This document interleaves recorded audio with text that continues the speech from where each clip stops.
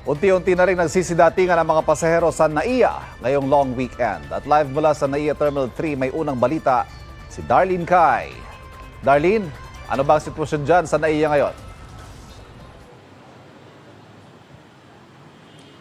Ivan, mula pa kaninang madaling araw, tuloy-tuloy lang yung pagdating ng mga pasahero dito sa NAIA Terminal 3. Marami sa kanila itinahon yung kanilang pagbiyahe ngayong long weekend.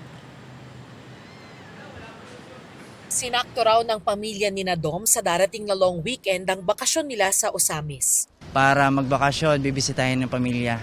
Naisipan lang din namin dahil tumapat yung election day sa the next week na holiday.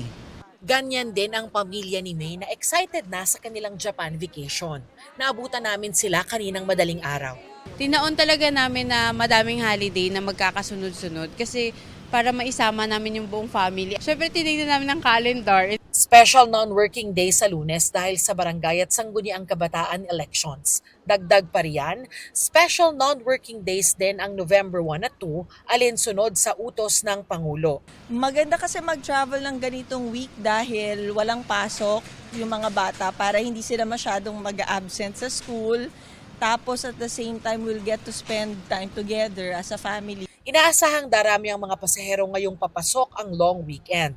Ayon sa naunang anunsyo ng Manila International Airport Authority, inaasahan nilang mapapanatili ang on-time performance o OTP sa NAIA ngayong katapusan ng Oktubre hanggang simula ng Nobyembre kung kailan inaasahan ang pagdami ng mga biyahero.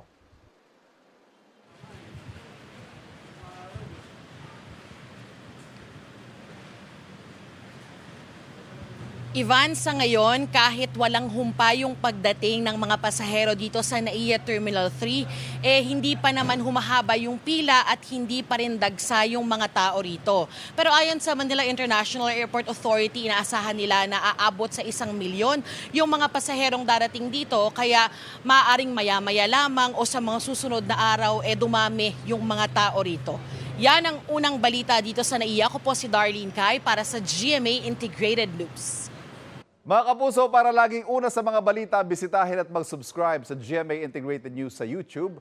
Sa mga kapuso abroad, samahan niyo kami sa GMA Pinoy TV at sa www.gmanews.tv.